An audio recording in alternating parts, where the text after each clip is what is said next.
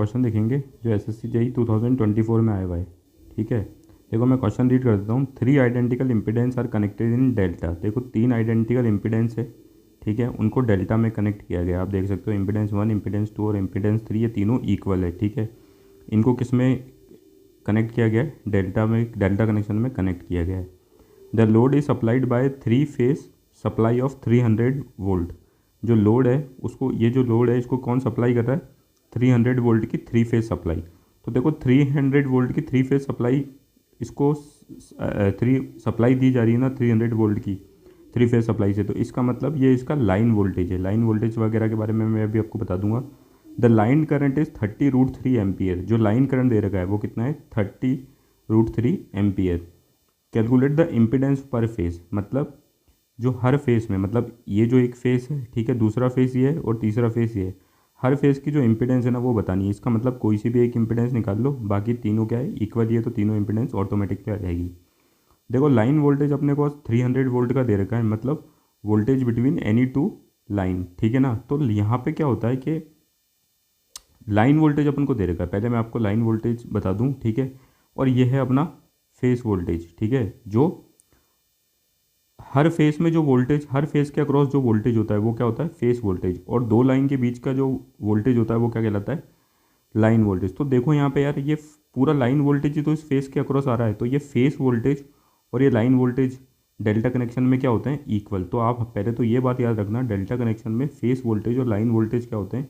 Equal होते हैं। अब देखो फेस वोल्टेज निकालने की जरूरत क्यों पड़ रही है वो भी मैं आपको बताऊंगा। फिर दूसरा रिलेशन में बता दूं, डेल्टा में क्या होता है? लाइन करंट इक्वल्स टू होता है √3 इंटू फेस करंट। डेल्टा में लाइन करंट का फॉर्मूला होता है √3 इंटू फेस करंट, ठीक है ना। लाइन करंट क्या होता है? जो किसी भी लाइन में फ्लो हो रहा हो, जैसे कि इस लाइन में फ्लो हो रहा है तो ये भी लाइन करंट कहलाएगा, इस वाली लाइन में फ्लो हो रहा है तो लाइन करंट कहलाएगा, और अगर इसमें फ्लो हो रहा है, ये फेस है, तो इसमें जो फ्लो हो रहा है करंट वो क्या कहलाएगा? Face current. और लाइन करंट कितना होता है? √3 टाइम्स ऑफ फेस करंट, ठीक है। अब देखो ये फेस करंट और लाइन, फेस करंट और फेस वोल्टेज निकालने की जरूरत क्यों पड़ी? क्योंकि अपन से अगर अपने पास जो इम्पिडेंस पूछा है वो पर फेस पूछा है। देखो पर फेस इम्पिडेंस पूछा है ना, तो अपन को वोल्टेज और करंट की जो वैल्यू है वो भी किस में लेनी है? पर फेस में लेनी है। तो पर फेस इम्पिडेंस कितना हो जाएगा? वोल्टेज पर फेस अपॉन करंट पर फेस, ठीक है।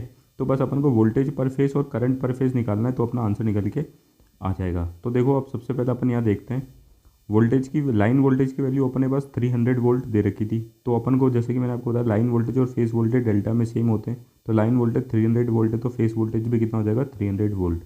अब लाइन करंट इक्वल्स टू कितना दे रखा था? 30√3, ठीक है ना। लेकिन अपन को पता है डेल्टा में लाइन करंट इक्वल्स टू कितना होता है? √3 इंटू फेस करंट। तो लाइन करंट की जगह रख दो 30√3 equals to √3 into phase current. √3 से √3 कैंसिल, तो फेस करंट कितना आ गया?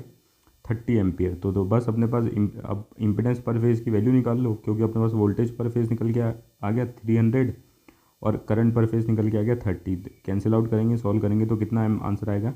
10 ओम। तो इम्पिडेंस पर फेज़ कितना आ गया? 10 ओम। तीनों इम्पिडेंस इक्विवेलेंट दे रखी थी या इक्वल दे रखी थी, तो तीनों की वैल्यू कितनी हो जाएगी? 10 ओम। देखो ये ऑप्शन में भी अपने पास 10 ओम, मैं बताता हूँ, ये है 10 ओम। Thank you.